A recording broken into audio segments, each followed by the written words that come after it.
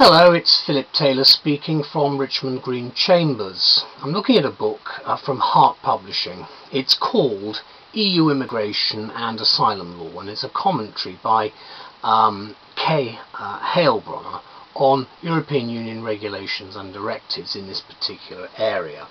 This is the book itself. It's heavy, 1500 pages long.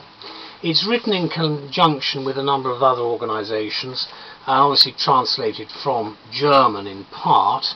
The interesting thing is you've got a lot of articles which are covered in the main body of the text. There's a lot of footnote information as well available, and at the back you've got a good index, a good detailed index. It's a heavy book in all senses of the word, sort of a heavy Hart publication if you like. This is the review on Flickr which Elizabeth and I have written, and we've put a copy of the review on the web as well, so it's available for people to look at in much more detail. Let me highlight some of the points about this book. We've given it the title, A New Common Law on Immigration and Asylum Across Europe. And what we're saying is this, that can there ever be one legislative framework for immigration and asylum across the EU, instead of the present situation in which each member state evolves and enforces its own rules? That's the aim, and a partial answer to this question is found here, at least the monumental effort in that direction, which is provided both by Hart and the various other publishers of Kay Hailbronner's excellent book. In our view, the book offers erudite commentary on EU regulations and directives pertaining to immigration and asylum law from a knowledgeable team of contributors. Based at the centre of international and European law on immigration and asylum at the University of Konstanz in Germany, the editor, Hailbronner, has compiled a formidable work of reference which examines both intensively and extensively the contexts and content of existing European legislation on asylum and immigration. And of course the view is to identify potential interpretation issues and their application.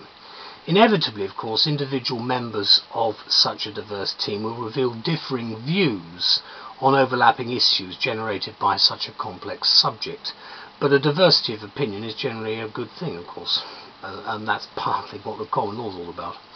The overall objective here, of course, is to work painstakingly toward what the editor refers to as a fully fledged harmonisation, which, it is to be hoped, will lead to a common European asylum and immigration policy. So if such an object is ever achieved, it would replace certainly the present uncertain scheme of things in which each European member state continues to evolve its own minimum standards, and we've seen the problems vis-à-vis Britain and France without going into any further detail.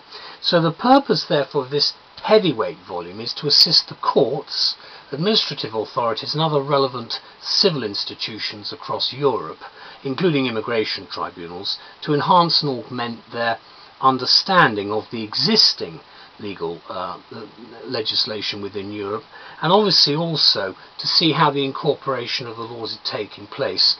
And we think that Hart Publishing should be commended for producing this important title to its catalogue, because it's something that's well worthwhile and very much part of the ideal and the European Union model as it sort of changes, because the boundaries of the EU are where all the conflict is going to be, when it's people trying to come in over the wire, if you like, and that's where the issues start. The book itself is a thorough and methodically laid out work of reference in about 1500 pages. Obviously it's a complex and vexed subject, but there are a number of key pieces of European legislation which are dealt with, including the directives, and I think it's an excellent move forward. What I would say is that it's certainly an ideal acquisition for the in-house libraries of any institutions or individuals dealing with immigration and asylum in the EU, from immigration departments and NGOs to practicing lawyers, students and academics in this field. So therefore, I think you will find this an excellent resource if that's the area you're involved in, or you have an interest in how the EU is going to look at this subject in the future. Anyway, thank you very much to Hart Publishing and to Kay Hailbronner for an excellent publication. Thank you. Bye-bye.